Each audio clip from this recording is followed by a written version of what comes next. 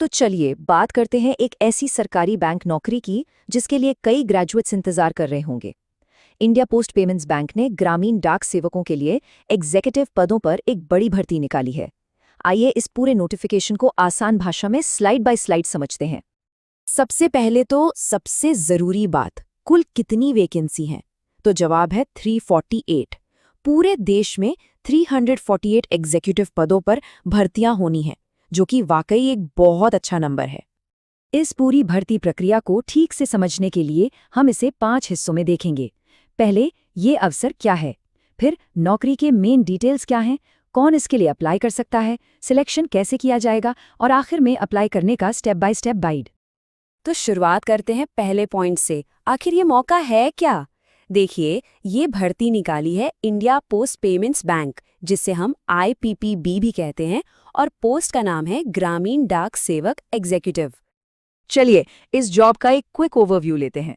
Company है India post payments bank, कुल पद है 348, और यहाँ पे दो सबसे कमाल की बातें हैं। पहली, किसी भी स्ट्रीम से ग्रेजुएट इसके लिए अप्लाई कर सकते हैं, और दूसरी, इसके लिए कोई भी पिछला एक्सपीरियंस जरूरी नहीं है। अच्छा, अब आते हैं उस सवाल पर जो शायद सबसे पहले दिमाग में आता है कि भाई सैलरी कितनी मिलेगी और ये नौकरियां किन किन जगहों पर हैं। तो इस पद के लिए जो फिक्स्ड सैलरी तय की गई है वो है 30,000 रुपीज प्रति माह। लेकिन हाँ, यहाँ एक बात समझनी जरूरी है, ये 30,000 रुपए एक लंप सम अमाउंट है, मतलब इसमें स्टैट्यूटरी डिडक्शंस जैसे टैक्स वगैरह शामिल हैं। लेकिन अच्छी खबर ये है कि परफॉर्मेंस के आधार पर सालाना सैलरी में बढ़ोतरी का भी प्रावधान है। और हाँ, ताकि कोई कंफ्यूजन न रहे, नोटिफिकेशन में एक बात एकदम साफ साफ लिखी है, उन्हीं के शब्दों में, कि इस 30,000 रुपये के अलावा कोई और भत्ता या बोनस नहीं दिया जाएगा। तो जो भी उम्मीदें हैं वो इसी सैलरी के हिसाब से रखनी होंगी। जैसा मैंने कहा, ये नौकरियां पूरे भारत में हैं। बस एक अंदाज़ा देने के लिए, कुछ राज्यों में सीटों का बंटवारा कुछ ऐसा है। असम में 12, अरुणाचल प्रदेश में 9, तो नागालैंड में 8। इससे ये आइडिया लग जाता है कि पोस्टिंग देश में कहीं भी हो सकती है।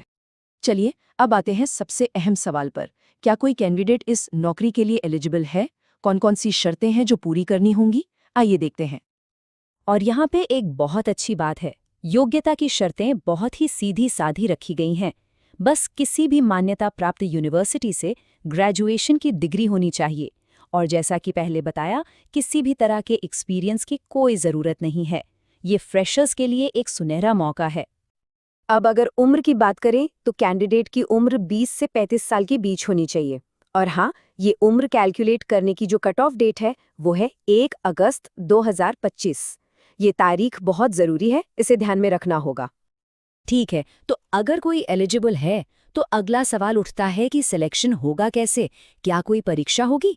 चलिए इस प्रोसेस को भी समझ लेते हैं। सिलेक्शन का तरीका बहुत ही आसान और पारदर्शी है। ये पूरी तरह से मेरिट पर आधारित है, मतलब कोई परीक्षा नहीं, कोई इंटरव्यू नहीं, सीधे सीधे ग्रेजुएशन में मिले मार्क्स के आधार पर एक मेरिट लिस्ट बनेगी। जिसके मार्क्स ज़्यादा, उसके चुने जाने के चांस ज़्यादा। यहाँ एक बहुत बहुत ज़रूरी नियम है जिसे नज़रअंदाज नहीं किया जा सकता। नोटिफिकेशन में साफ लिखा है कि मार्क्स के प्रतिशत को राउंड ऑफ करना बिल्कुल मना है। मतलब अगर किसी के 59.99% है तो उसे 59.99% ही लिखना है, 60% नहीं। और हाँ, जिन लोगों की मार्कशीट में CGPA या ग्रेड सिस्टम है, उन्हें अपने ग्रेड्स को प्रतिशत में बदलना होगा, और इसके लिए अपनी यूनिवर्सिटी के ऑफिशियल कन्वर्जन फॉर्मूले का ही इस्तेमाल करना है। याद रखिए, इसमें ज़रा सी भी गलती एप्लीकेशन को रिजेक्ट करा सकती है। अब एक सवाल ये भी उठता है कि अगर दो लोगों के ग्रेजुएशन में मार्क्स बिल्कुल बराबर हुए तो क्या होगा? तो इसके लिए एक टाई ब्रेकर नियम है। सबसे पहले पोस्ट ऑफिस में सेवा में कौन सीनियर है वो देखा जाएगा, और अगर वो भी बराबर हुआ तो फिर जिसकी उम्र ज़्यादा होगी उसे चुना जाएगा।